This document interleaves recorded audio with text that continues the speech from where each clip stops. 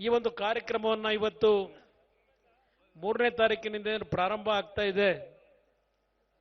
ಇವತ್ತು ನಮ್ಮ ಕಾರ್ಯಕ್ರಮವನ್ನು ತಡೆಯಬೇಕು ಅಂತ ಹೇಳಿ ಕಾಂಗ್ರೆಸ್ನ ನಾಯಕರುಗಳು ನಿನ್ನೆ ದಿನ ಬಿಡದಿಯಲ್ಲಿ ಒಂದು ಕಾರ್ಯಕ್ರಮ ಮಾಡಿದ್ದಾರೆ. ಹಲವಾರು ಪ್ರಶ್ನೆಗಳನ್ನು ಇಟ್ಟಿದ್ದಾರೆ.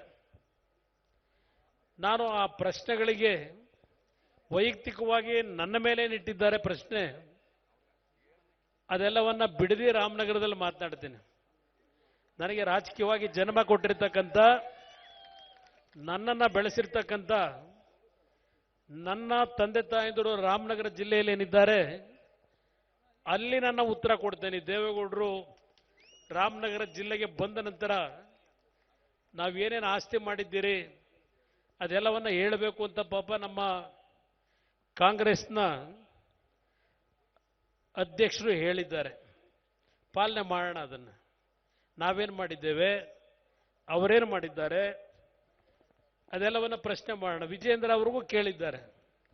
ನಾನು ಅವ್ರಿಗೊಂದು ಮಾತು ಕೇಳ್ತೀನಿ. ಅವರೇನೋ ಹೇಳಿದ್ದಾರೆ. ಅವರು ಕೇಂದ್ರದ ಮಂತ್ರಿಗಳಿಗೆಲ್ಲರಿಗೂ ಸಿದ್ದರಾಮಯ್ಯನವರು ಮತ್ತು ಶಿವಕುಮಾರ್ ಅವರ ಹಲವಾರು ಅಕ್ರಮಗಳ ದಾಖಲೆಗಳನ್ನು ಕೇಂದ್ರದ ಮಂತ್ರಿಗಳಿಗೆ ನಾನು ತೆಗೆದುಕೊಂಡು ಹೋಗಿ ಕೊಟ್ಟಿದ್ದೇನಂತೆ.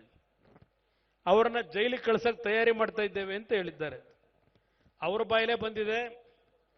ಜೈಲು ಹೋಗಲಿಕ್ಕೆ ಸಿದ್ಧವಾಗಿದ್ದೇವೆ ಅಂತೇಳಿ ನಿನ್ನೆ ಅವರೇ ಹೇಳಿದ್ದಾರೆ ಬಿಡದಿನಲ್ಲಿ. ಇದು ಒಂದು ಭಾಗ.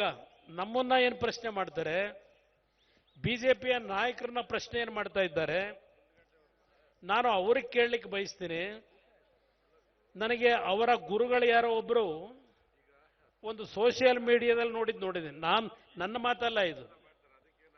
ಅವರ ಆಸ್ತಿ ರಾಜಕೀಯಕ್ಕೆ ಬರೋದಕ್ಕಿಂತ ಮುಂಚೆ ಏನಿತ್ತು, ಅವರ ಆಸ್ತಿ ಇದ್ದಿದ್ದೇನು, ಹಿಂದೆ ರಾಮಕೃಷ್ಣ ಹೆಗಡೆ ಅವರು ಮುಖ್ಯಮಂತ್ರಿಗಳಿದ್ದಾಗ ರಘುಪತಿ ಅವರು ಅವತ್ತು ನಮ್ಮ ರಾಜ್ಯದಲ್ಲಿ ಮಂತ್ರಿಗಳಿದ್ರು. ಆ ಸಂದರ್ಭದಲ್ಲಿ ಬ್ಲ್ಯಾಕ್ ಅಂಡ್ ವೈಟ್ ಟಿವಿ ಬಂತು. ಬ್ಲ್ಯಾಕ್ ಅಂಡ್ ವೈಟ್ ಟಿವಿನಲ್ಲಿ ರಾಮಾಯಣ ನೋಡ್ತಾ ಇದ್ದ ಒಂದು ಜನ ಬೇರೆ, ಅವರ ಗುರುಗಳು ಯಾರೋ ಒಬ್ಬರು ಹೇಳಿದ್ದಾರೆ ಒಂದು ಸೋಷಿಯಲ್ ಮೀಡಿಯಾದಲ್ಲಿ. ಅವರ ಆಸ್ತಿ ಏನಿತ್ತಾಗ ಅಂದರೆ ಒಂದು ಬ್ಲ್ಯಾಕ್ ಅಂಡ್ ವೈಟ್ ಟಿವಿ, ಮತ್ತೊಂದು ಒಂದು ಡಿವಿಡಿ.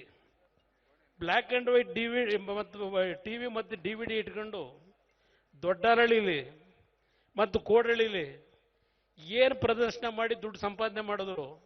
ಅದರಿಂದ ಇವತ್ತು 1400 ಕೋಟಿ ಹಣ ಸಂಪಾದನೆ ಮಾಡಿದ್ದಾರ. ಇದನ್ನು ಕೇಳಲಿಕ್ಕೆ ಬಯಸ್ತೀನಿ. ಯಾವ ನೈತಿಕತೆ ಇದೆ ಇವರಿಗೆಲ್ಲ ಚರ್ಚೆ ಮಾಡಲಿಕ್ಕೆ?